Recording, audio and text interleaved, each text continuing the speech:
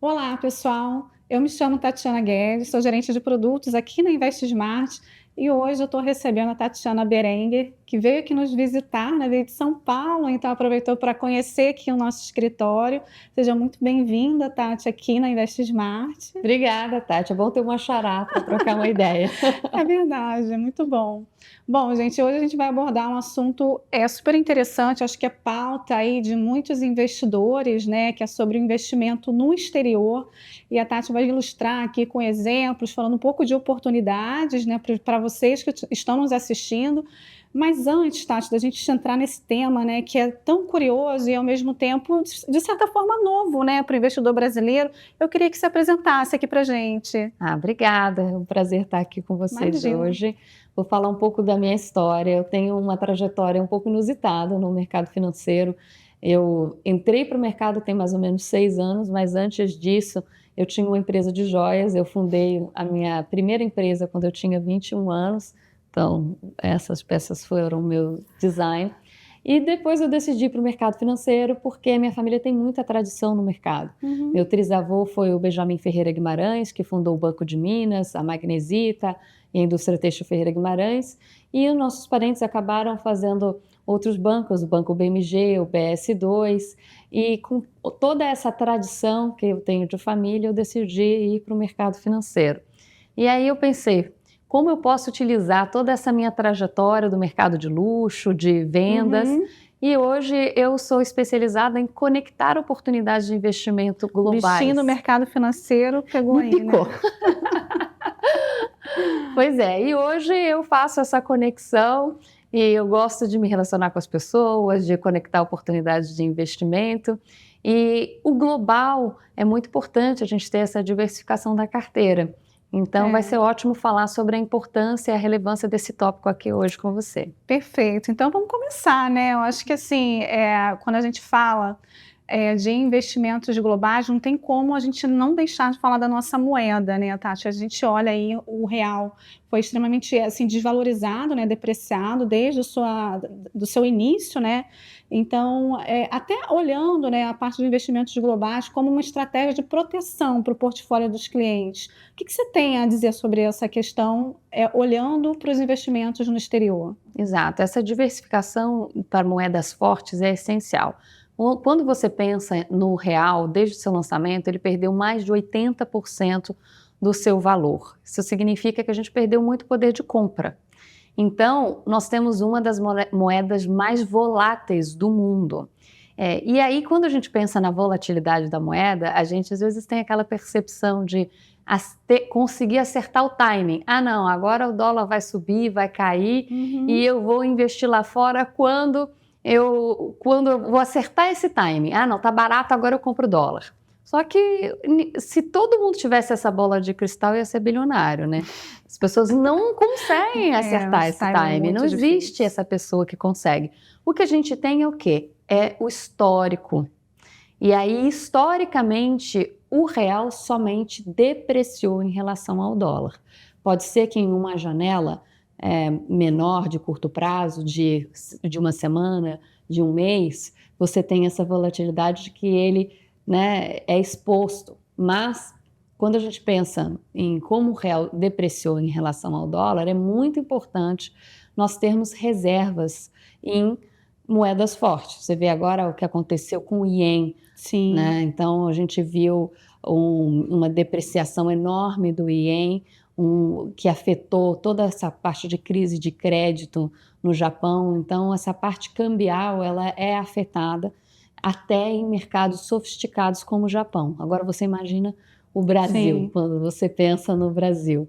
Então é muito importante, criando uma carteira diversificada, a gente ter uma parte do nosso portfólio em moeda forte. E o dólar hoje é a moeda Sim. mais forte do mundo. Assim, eu acho que tem até um ponto aí que é interessante você até mencionar, Tatiana, que assim, eu aqui, né, na Investmart observo que o nosso fluxo, né, dos nossos clientes mandarem dinheiro lá para fora para poder fazer investimentos internacionais, eles geralmente acontecem em um momento que o dólar está um pouco mais barato, né? O que você pensa sobre essa questão? Será que é a decisão mais correta ter que ficar esperando o momento que o dólar esteja um pouco mais barato para fazer essa diversificação no exterior? Se o dólar bater 7, agora a gente vai pensar que está barato, né? Sim.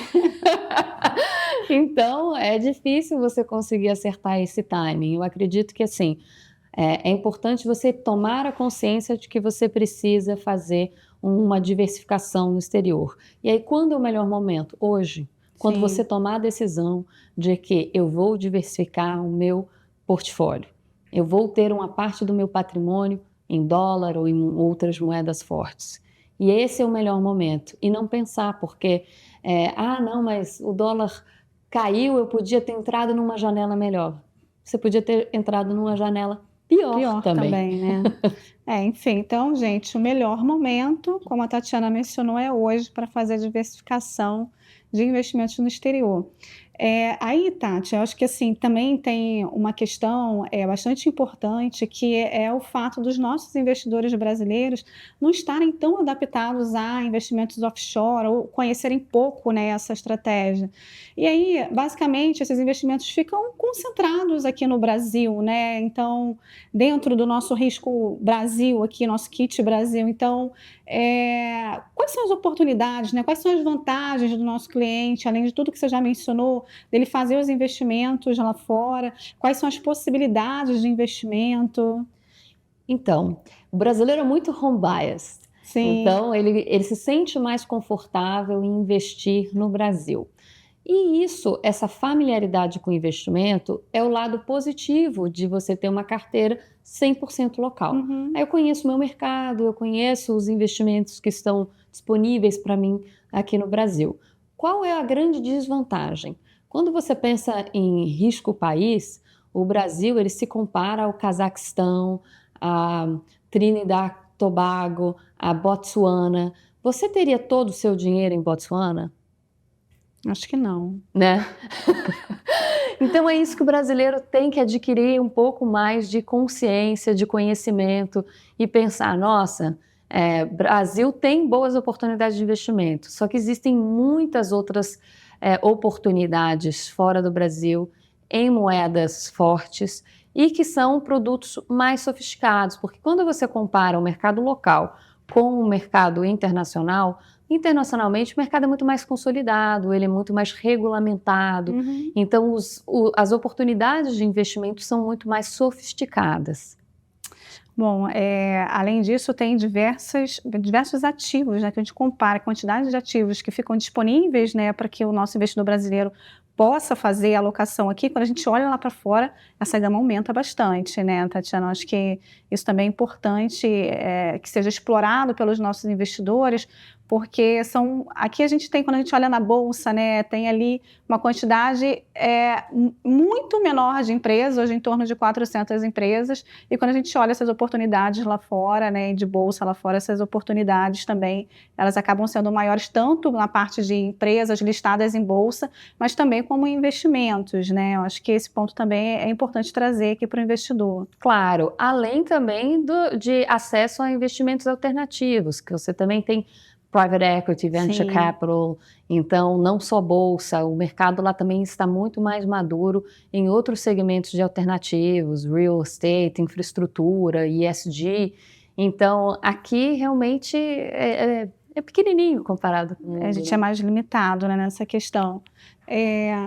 Aí, Tatiana, assim, eu acho que são as primeiras, né, atitudes, decisões, dúvidas e coisas a serem esclarecidas quando esse investidor ele já tomou a decisão que ele quer investir lá no exterior? Isso é ótimo, que já é um primeiro passo, mas existem vários passos a seguir que precisam ser tomados. Então, quando o investidor ele está se sofisticando, ele tem que se sofisticar em várias outras formas também. E quais são elas? A parte de planejamento sucessório, planejamento tributário, seguros. Então, isso tudo envolve a preservação de patrimônio ao longo do tempo. para que esse patrimônio seja blindado, para que outras gerações possam usufruir desse patrimônio que foi conquistado com tanto esforço. Então, quando você pensa na parte do internacional, pode ser feita uma estruturação de uma offshore, Sim. pode ser feita a parte de um trust, existem seguros de vida que você consegue também acessar. Então, você tem em mente que a partir do momento que você começa a se sofisticar, não é só o acesso a produtos sofisticados, mas é um planejamento sucessório sofisticado. E aí você tem que pensar nas futuras gerações, porque em todos os países do mundo existe o ditado do pai rico, filho nobre, neto pobre, porque é conhecido que a riqueza ela não costuma permanecer em uma família por mais de 3 gerações. Por quê? Por falta de planejamento sucessório. E essa parte de diversificação global dos investimentos é essencial no planejamento sucessório. Esse ponto é interessante. Como é que é pai? Pai rico, filho nobre, neto pobre. Gente, parar para pensar nisso, né? Muito interessante, mas é verdade. Em inglês é short sleeves to short sleeves in 3 generations. Então é isso. Você vê que todos os países eles têm um ditado parecido com esse. Uma relação, né? Bom, além dessa questão, né, da importância toda do planejamento sucessório, de fato, né, o investidor começar a olhar para frente, olhar para o futuro e de ter todas essas preocupações que não são somente a parte dos investimentos em si, mas diversas outras coisas, né, que é a questão tributária, acessória que você mencionou. Mas eu ainda vejo, assim, um brasileiro muito resistente quando a gente olha aqui para dentro, por uma questão também que a gente ainda vive um cenário de juros muito altos. Eu acho que essa é uma realidade do Brasil aqui desde Até sempre. Até os Estados Unidos estão com juro alto para eles. É verdade, mas assim, eu acho que isso prende um pouco o investidor aqui no Brasil, né, Tatiana? Eu acho que o olhar lá para fora para investimentos no exterior, eu acho que essa questão de juros aqui dentro ainda limita um pouco o investidor de levar o dinheiro dele lá para fora. Como que você observa essa questão e como colocar isso como oportunidade, que ele pode ter também aproveitar desses juros altos aqui dentro, né? E também olhar lá para fora e buscar novas oportunidades, até visando a diversificação, né? Que é tão importante. Aí, por exemplo, um instrumento que você pode pensar é hedge cambial, por exemplo. Sim. Né? Então, você vê, por exemplo, quando você tem vários investidores internacionais vindo investir aqui no Brasil por causa do juro alto, ele tem que pensar também que ele pode investir aqui no Brasil e aí ele vai ter rentabilidade do juro alto, mas quando ele põe a volatilidade da moeda, ele acaba perdendo esse ganho porque o câmbio não andou a seu favor. E aí, apesar dos juros estarem super altos no Brasil, se ele não fizer um hedge cambial, ele não consegue aproveitar desses retornos, né? E a mesma coisa eu digo para o mercado brasileiro. A gente já está acostumado com o juro alto. Então, essa mentalidade do tipo, por que eu vou diversificar o meu patrimônio? Porque o meu custo é em real, o juro está alto, então eu tenho uma vida confortável aqui, vivendo nessa parte de juros, né, de dividendos desses altos juros, renda passiva de altos juros. E se acontecer alguma coisa política que você tenha um risco, igual houve na parte do congelamento da poupança do governo Collor, né? Então, assim, você ter todo o seu patrimônio alocado num país só é muito risco. E aí nem que você pense assim, não, eu vou começar com 10% do meu patrimônio. E depois que você testou os 10%, você sentiu o gostinho do que quer ter retorno em dólar, e aí você vê o câmbio andar ao seu favor quando você investe lá fora, aí você começa a pensar, poxa, até que os juros altos aqui não me impede de diversificar o meu portfólio. Na verdade, eu estou tendo até retornos mais altos do que eu esperava. Então, é questão de assim, educar realmente e trazer consciência que isso é muito importante e é ter o primeiro passo. Vamos começar com 10% da carteira e depois você vai subindo essa porcentagem até que você consiga atingir uma parte mais relevante. O meu patrimônio hoje está praticamente todo offshore. Eu não deixo muita coisa aqui no Brasil, mas isso é uma opção sua. pessoal minha. Bom, eu acho que a gente já tem aqui diversos argumentos para se investir no exterior e a importância, né, de ter parte dos seus recursos lá fora. Então, Tati, eu quero agradecer muito a sua presença aqui, a sua visita aqui na Invest Smart. Eu não podia deixar aqui da gente aproveitar a sua presença aqui para a gente gravar aqui um conteúdo que pudesse trazer aí conhecimento para os nossos investidores. E obrigada. Obrigada a você, Tati. Espero voltar em breve para poder falar um pouco mais sobre investimentos internacionais. Obrigada, pessoal. Até mais. Obrigada.